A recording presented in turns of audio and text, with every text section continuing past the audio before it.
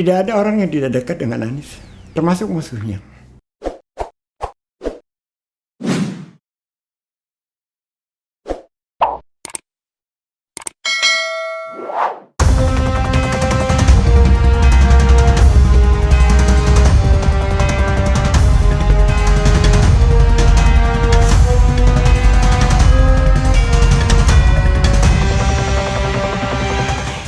Assalamualaikum warahmatullahi wabarakatuh, sobat RH sekalian.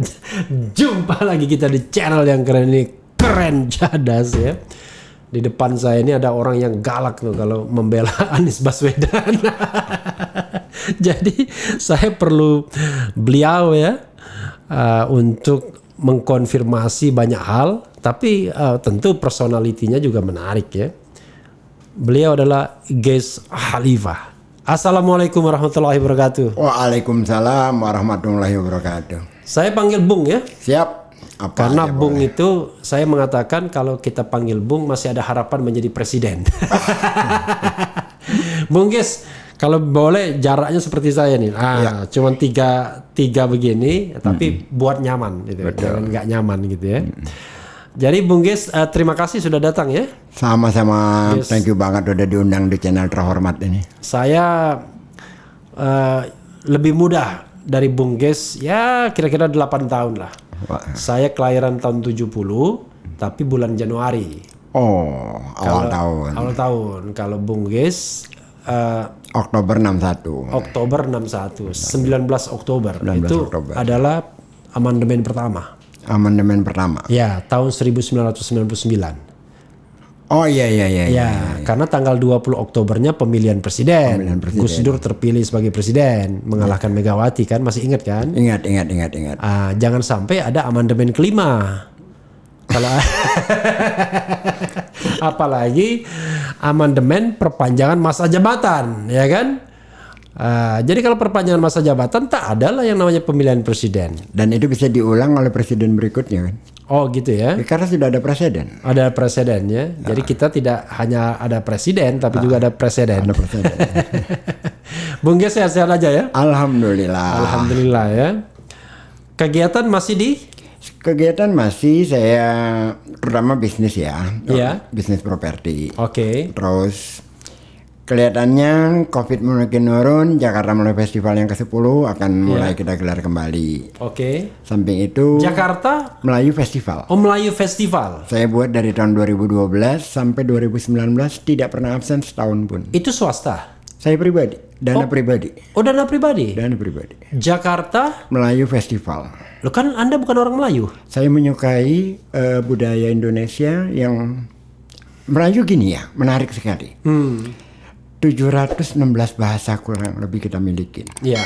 Tapi bahasa Melayu menjadi perekat di antara semua. Lingua franca ya. Itu sumbangan yang terbesar. Yang kedua, Melayu itu punya lirik-lirik yang metaforanya tuh keren banget. Oke. Terus dia punya tarian yang punya etik. Antara laki dan perempuan tidak boleh bersentuhan. Tapi dalam tatapan mata pun juga tidak boleh. Tapi Melayu dalam konteks ini Melayu yang daerah mana aja, Bung? Semua. Bahkan saya maksudnya Melayunya itu Medan, Jambi, Sumatera Utara, kita semua termasuk juga Sumatera Selatan. Semua. Jadi se-Sumatera itu Anda anggap Melayu semua? Iya, semua. Kecuali Batak nggak Melayu ya?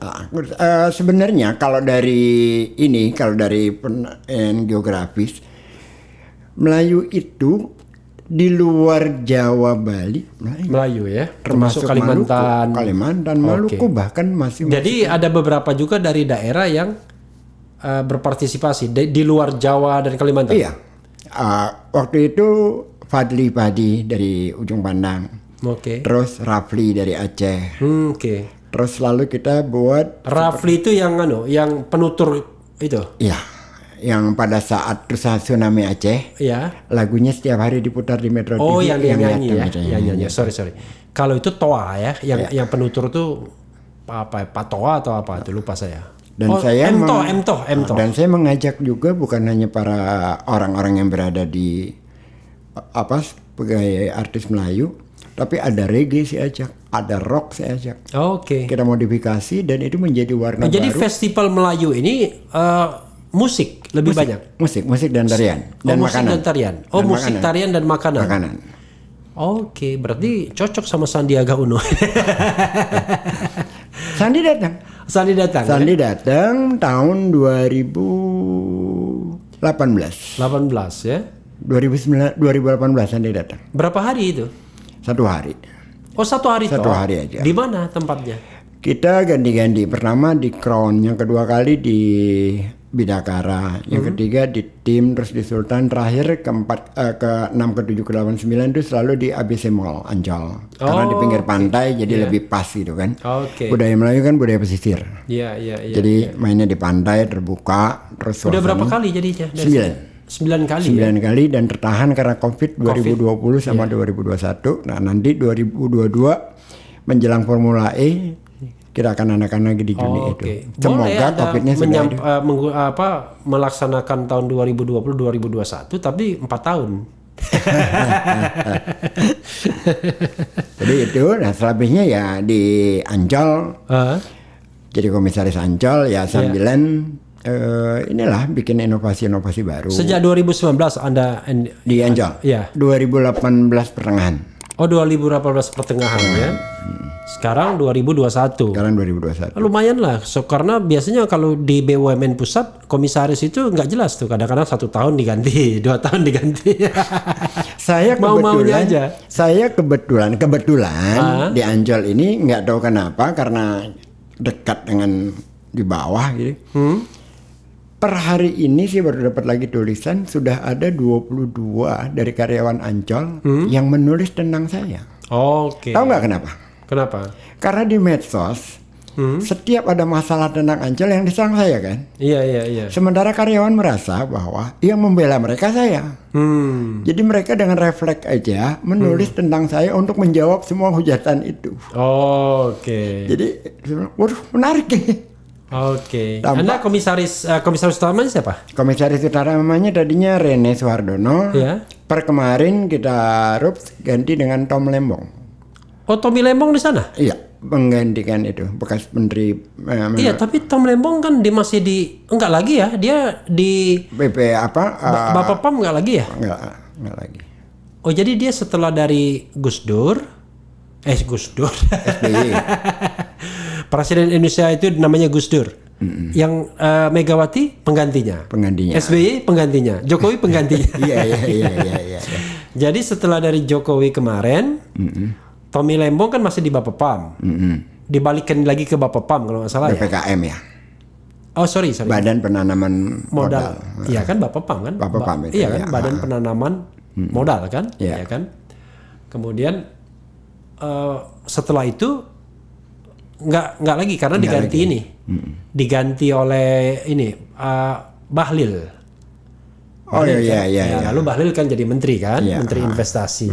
Oke. Rupanya dekat juga hubungan Tommy Lembong sama Anies. Tidak ada orang yang tidak dekat dengan Anies. Gitu ya. Termasuk musuhnya. Gitu ya. Ya. Saya teman dia sejak kuliah kok nggak bisa dekat. Karena kalau nggak ketemu aja kali, karena secara komunikasinya mungkin ini ya. Tapi bukan nggak ketemu, susah gitu ya kan. Dengan podcast ini kita protes ke dia. Iya. Coba bayangkan, saya interview Ganjar sudah pernah. Iya. Ya kan? Sandiaga Uno 2 kali. 2 kali. Ya kan? Anies belum pernah. Besok kita pasangin spanduk di sana. Iya. Padahal dia teman saya sejak kuliah. Kan saya sama-sama Anies satu angkatan kan? Satu angkatan. Iya, saya Fakultas Hukum UGM. Di ekonomi. Dia ekonomi, ya kan? Kalau saya kelasnya camat, dia kelasnya presiden. Nah, kira-kira gitu. Iya. Karena saya ketua BEM fakultas, dia ketua senat universitas. Kan begitu. Karena waktu itu kan BEM sama senat. BEM itu tidak naik ke universitas. Eksekutif lokal. Iya. Ya kan? Yang naiknya senatnya. Senat sama senat bertemu, berkumpul jadi satu, pemilihan senat universitas. Menanglah dia. Karena backbone-nya HMI MPO. Karena senat pertama UGM HMI MPO, yang kedua juga ya Anies yang kedua kan. Yang ketiga Elan Satriawan. Iya juga, yang keempat Taufik Rinaldi. Iya juga. Nah, yang kelima saya nggak ngikutin lagi. Udah lewat waktunya. Udah lewat waktunya ya, nggak ngikutin lagi. Jadi di Ancol sudah 2018 sampai sekarang ya. Sampai sekarang. Oh, berarti kemarin RUPS baru ya? Kemarin baru. Ini 100 ini non TBK ya Ancol ini ya? TBK. Oh, TBK sudah. Ancol TBK. Karena dia TBK makanya dia tidak bisa dapat dana APBD kan. Iya. Ya kecuali penanaman modal. Penanaman modal. Iya. Nah dengan suasana yang seperti ini kita harus kerja 3 kali lebih keras daripada biasanya.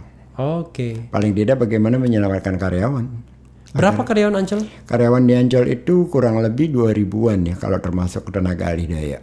Jadi yang dinamakan Ancol itu seluruh Ancol itu ya? Seluruh Ancol. Taman Impian Jaya Taman Ancol. Impian Jaya Ancol termasuk SeaWorld, termasuk dunia fantasi. Iya, pokoknya kalau kita masuk sudah. hotel enggak?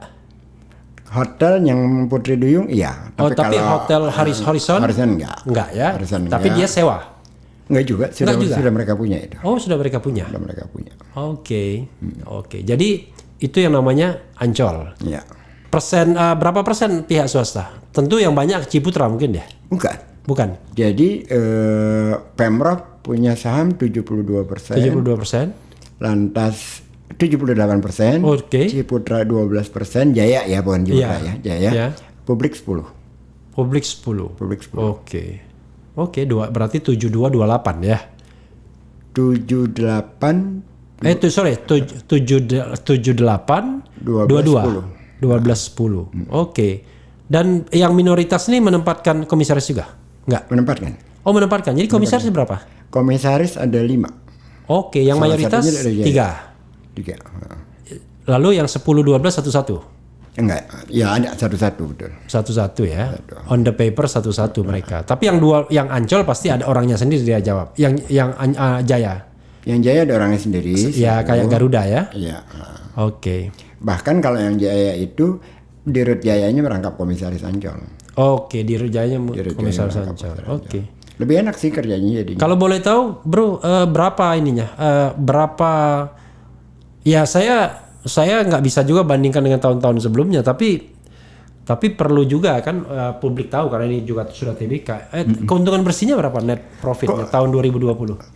Rugi besar. Rugi berapa? 392 miliar. 392 miliar tahun 2020. Kalau 2019? 2019 kita untung 200 berapa miliar ya? Oke. Lebih tinggi dari 2018. Oke. Jadi nasibnya lebih baik dibandingkan dengan Waskita Karya. Karena Waskita Karya ruginya 7 triliun. Kalau kita sebenarnya itu kerugian itu bukan karena persoalan manajemen, Tapi karena pandemi. semata-mata karena pandemi. Jadi bayangkan kita ditutup 6 bulan. Ya. Terus ketika dibuka dibatasi. Ketika hari-hari besar harusnya high season buat kita harus tutup. 17 Agustus, Lebaran, Natal, Tahun Baru tutup. Masuk dibatasi. Oke. Nah, terus bagaimana kita bisa untung? Jadi itu berapa persen pemasukan dari tiket itu? Dari tiket itu kurang lebih sekitar 400 sampai 500 M. Berapa persen? 35%-an. Oke. Karena Dufan juga lumayan besar. Yang terbesar apa pemasukan? Tiket sama Dufan, dunia fantasi. Selebihnya dari tenan-tenan, ikan, dan macam-macam gitu. Oh, jadi Dufan itu dihitung beda ya? Beda pemasukannya. Jadi tiket masuk sama Dufan beda ya? Beda.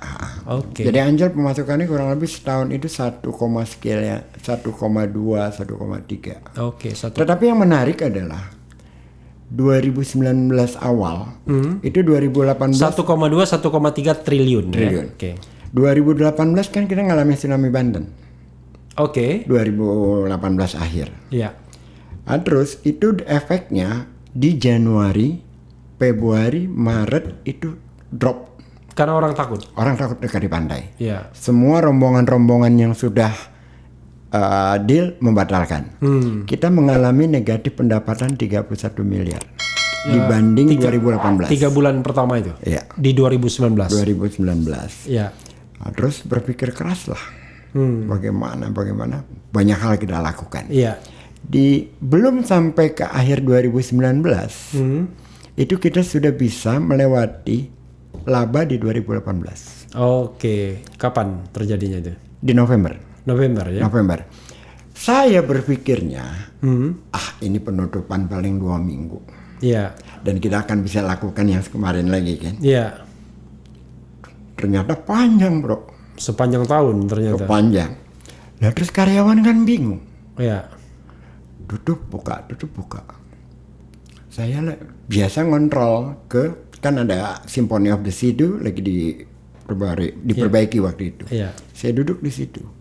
Ada 2 datang ketemu, Pak, ini Ancol ditutup lagi Pak. Terus kenapa? Nasib kami gimana Pak? Saya katakan, nasib kamu nggak kenapa-napa. Bukan Pak. Apakah nggak mungkin kami akan di PHK? Tapi bro, kalau ngomong jangan makin jauh dan makin pelan suaranya. Iya. Maksud saya jangan berbisik-bisik. Saya ingin menggambarkan sikon. Bagaimana situasi yang mereka hadapi saat itu kan. Jadi saya katakan, kamu nggak kenapa-napa. Kamu jalan aja seperti biasa. Iya. Nanti kalau ini kita akan tetap. Nggak mungkin kami di PHK Pak. Ancol baru lakukan PHK kalau nyawa kita sudah di sini.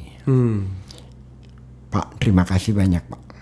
Saya berpikir omongan saya itu standar dan biasa. Iya. Ternyata buat dia tidak. Mau cium tangan. Karena buat dia itu adalah hidupnya. Nah, ini persoalan sering kita melihat. Saya sering kali diskusi itu, sekarang udah gak ada ya. Yang namanya efisiensi ujungnya selalu kan pemutusan karyawan. Iya. Apalagi perusahaan itu swasta murni kan? Iya, selalu kayak gitu. Yang di PHK itu bukan hanya persoalan dia, ada anaknya, ada hutangnya di bank, ada kredit motornya, ada harapan masa depannya. Nah, sampai hari ini saya katakan kepada teman-teman, udah deh, PHK lupakan. Sampai tuntas kalau bisa gaji kita potong sampai 25% nggak apa-apa. Maksudnya 75%-nya dipotong. Gaji yang pokok. penting mereka bisa kita karena selamatkan. ada juga komisioner KPK dipotong gaji pokoknya ternyata kecil. Kalau kita kan memang nggak ada gaji tunjangan macam-macam, gitu kan. Artinya begini, bahwa menurut saya kita harus kreatif, membuat hal-hal baru, efisiensi, tetapi di luar persoalan yang biasanya. Ngambil tindakan yang mudah, itu kan ngambil tindakan yang mudah, PHK. Dan ujung-ujungnya itu kan sangat membuat orang lain, anaknya kehilangan masa depan, berhenti sekolah, segala macam. Efeknya banyak sekali. Itu kalau dalam kondisi normal ya, struktur biayanya itu berapa persen untuk karyawan? Lumayan gede. Lumayan gede ya? Lumayan gede. Berapa sampai? 30%-an. Oh 30%. Bukan hanya karyawan gede yang gede loh. Ikan pun biayanya gede. Iklan? Ikan. Oh ikan? Kan kita ada seafood. Oke. Kan harus dikasih makan. Dan makanan itu lebih mewah dibandingkan manusia. Manusia, hiu, lumba-lumba, macam-macam kan. Itu mahal sekali, nggak murah. Oke. Jadi kalau sampai hari ini bisa berhasil belum ada PHK, menurut saya luar biasa. 2000 ya? Iya. Cuma menjadi lucu tadi juga ditanya juga. Monas itu cagar budaya, gitu kan. Saya balik nanya, yang cagar budaya yang mana? Karena Monas dulu tempat balapan motor gua. Iya. Monas dulu tempat beli donat.